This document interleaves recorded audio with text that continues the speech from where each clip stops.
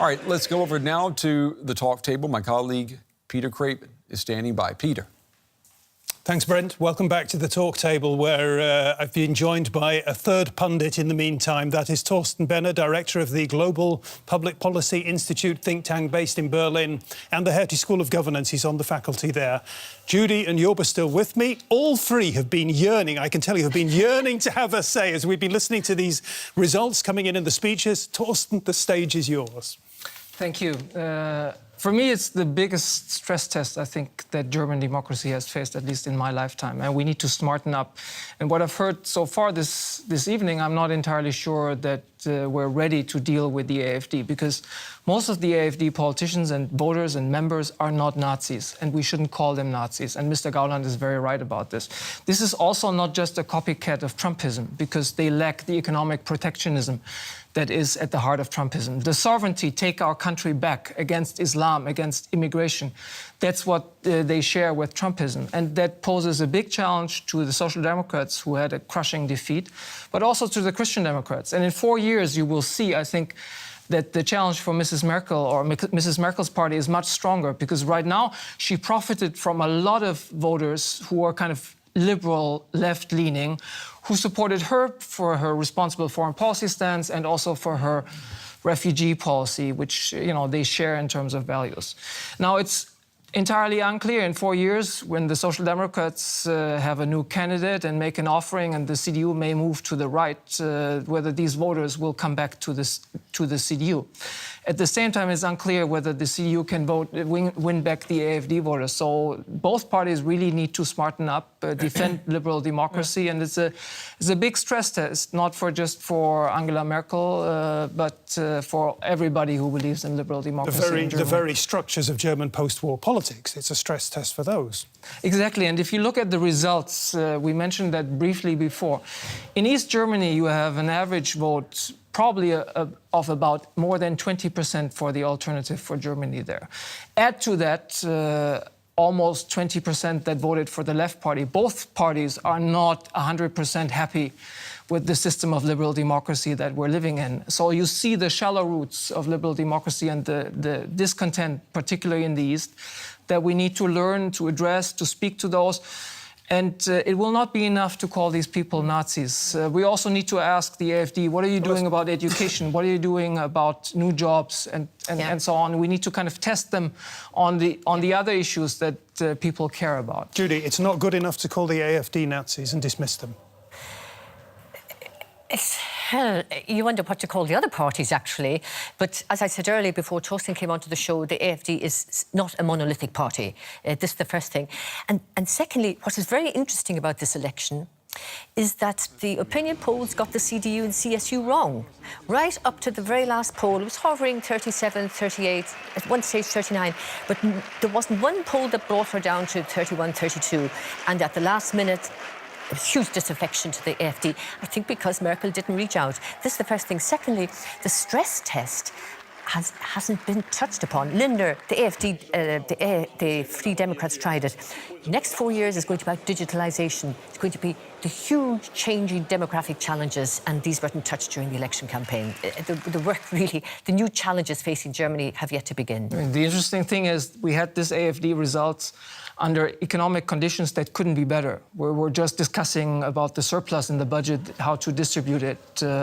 Unemployment is not a major factor that people are worried about. Imagine the AfD smartening up, economic crisis hits, they become a little bit more protectionist, they have the same welfare promises as Mrs. Le Pen, for example, makes. Right now they're kind of in favor of welfare cuts, actually, but imagine they kind of took on some of this kind of left-sounding economic rhetoric. I think we're in for quite a ride there in the coming years.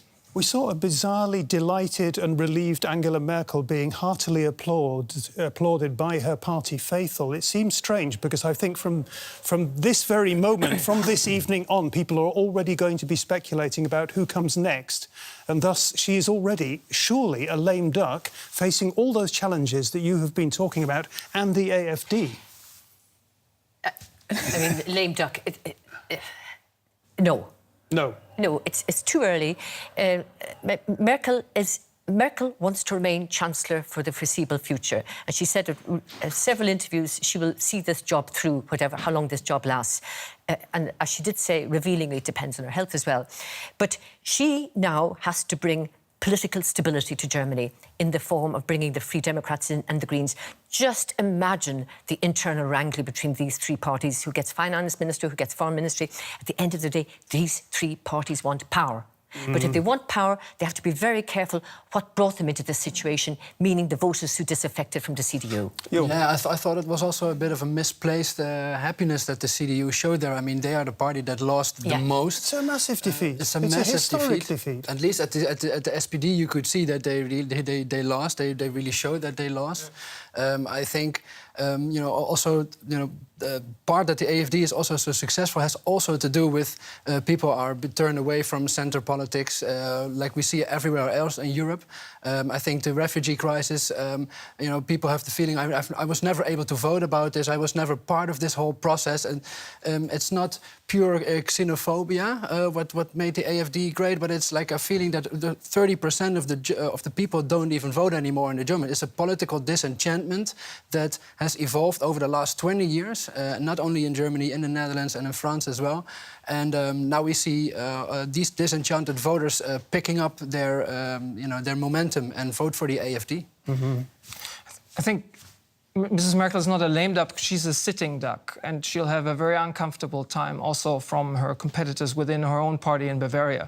There are elections in Bavaria next year, and Mr. Seehofer, who kept quiet this year, is sure to turn up the volume on Mrs. Merkel. But Mrs. Merkel, I think, put on a brave face because she sees a historic mission in her fourth term. She wants to see through, I think, and I hope that Germany modernizes economically in terms of digitization. Her team has made plans for that, and she has plans for Europe too. I mean, we haven't talked about Europe at all, and that will be very interesting in this Jamaica coalition. There's some, all three parties are generally pro-European, but when it comes down to Eurozone reforms and the plans that Mr. Macron is pursuing and will unveil next Tuesday, there's huge disagreement, and I think the negotiations will be protected and protracted, and will the Free be very Democrats a potential partner in this so-called they've Jamaica drawn their coalition. red lines that there be no transfer payments into a Eurozone budget and no banking union.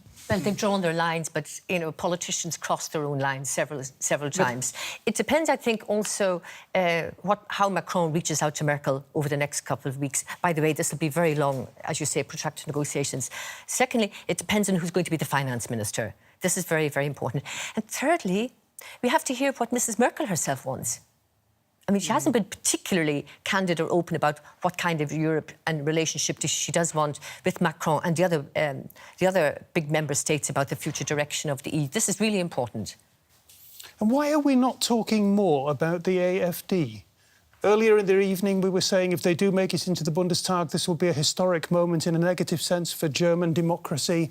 The Financial Times wrote earlier that it's a Molotov cocktail lobbed at the very heart of German democracy. That's true. We're talking about the next coalition and negotiations for the next coalition as though it's business as usual. It's partly business as usual, because we need a reasonable government that can govern from the centre, and we have a majority for that. So that's the good news. So this is not Brexit, this is not Trump, what's happening in Germany, and we should kind of be important. No, that's important. At the same time, business as usual, as Mrs. Merkel said, as Mr. Schulz said, cannot continue, and we need to find a way to reach out to the voters, the disaffected voters of the AFD. Not all 13% are neo-Nazis or extreme right-wing individuals. Some of them were just unhappy with the way things are going.